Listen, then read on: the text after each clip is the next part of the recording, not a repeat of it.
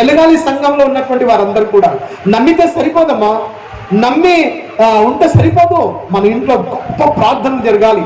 మన ఇంట్లో గొప్ప ప్రార్థనలు జరిగినప్పుడు అది మనకు ఫస్ట్ దీవెనకరంగా మారుతుంది, అది మనకు ఎంతో ఆశీర్వాదకరంగా మారుతుంది. నా ఇంట్లో సమాధానం లేదు, నా ఇంట్లో సంతోషం లేదు, నా ఇంట్లో రోగాలు ఉన్నాయి, నా ఇంట్లో ఆర్థిక నీ జీవితాంతం మారేవి. నువ్వు దేవుణ్ణి ఆహ్వానించనంత వరకు, నీ కుటుంబాలలో ప్రార్థనలు జరగనంత వరకు నీ కుటుంబంలో ఏమాత్రం కూడా మార్పు రాదు. నీ కుటుంబంలో గొప్ప మార్పు రావాలంటే నువ్వు దేవుని ఆహ్వానించాలి. నీ కుటుంబంలో ప్రార్థనలు జరగాలి. దేవునికి స్తోత్రం కలుగును గాక. హల్లెలూయా.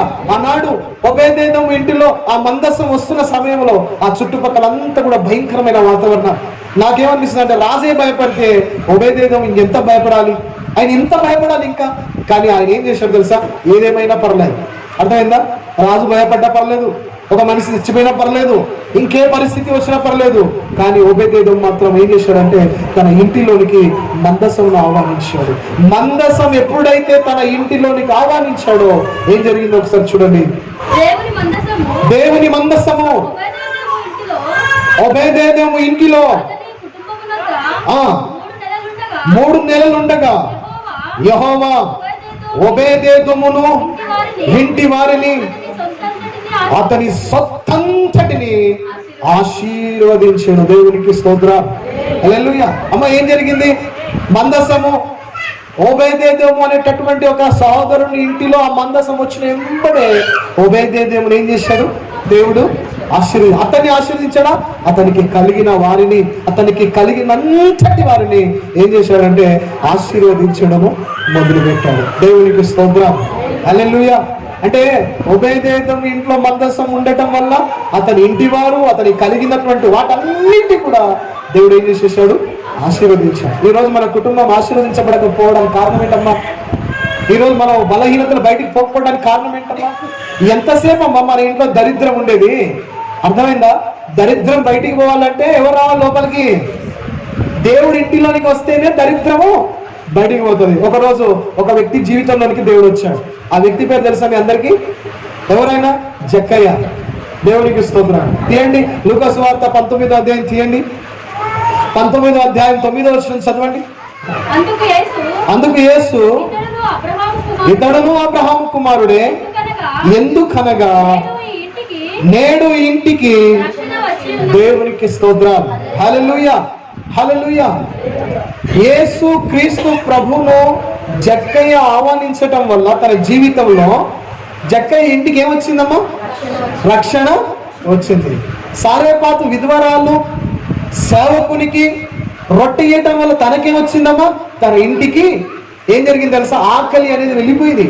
తన ఇల్లంతా, తన వారంతా కూడా పోషించబడ్డారు. ఇలా మనం చెప్పుకుంటూ పోయినట్లయితే దేవుడు చాలా కుటుంబాలను ఏం చేశాడంటే దీవించాడు, ఆశీర్వదించాడు. దేవుని ఆశీర్వాదం మన ఇంటిలోనికి రావాలంటే అమ్మా, మొట్టమొదటిగా మన ఇంటిలోనికి మనం ప్రభువును ఆహ్వానించగలగాలమ్మా. మన ప్రభు మన ఇంటిలో అడుగు పెట్టకపోతే మన కుటుంబము ఏమాత్రం కూడా మారడానికి అవకాశం ఉండదు. ఈరోజు చాలా మంది దరిద్రంలో ఉన్నారు, బలహీనతలతో ఉన్నారు, పాపంతో జీవిస్తున్నారు. రకరకాలైనటువంటి సమస్యలు కుటుంబాల్లో ఉన్నాయమ్మా.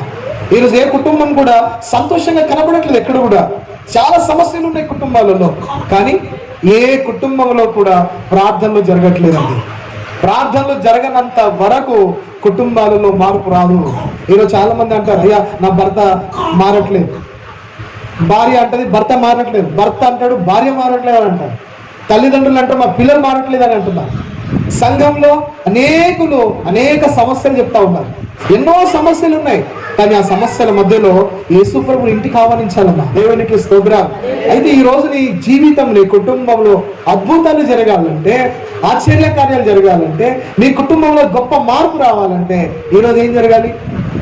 ఒక్కరొక్కరు ఇంట్లో నుంచి ప్రార్థన జరిగితే ఏమైతా ఉంటాయి తెలుసా? మన మధ్యలో దేవుని సహవాసం ఏర్పడతా ఉంటుంది.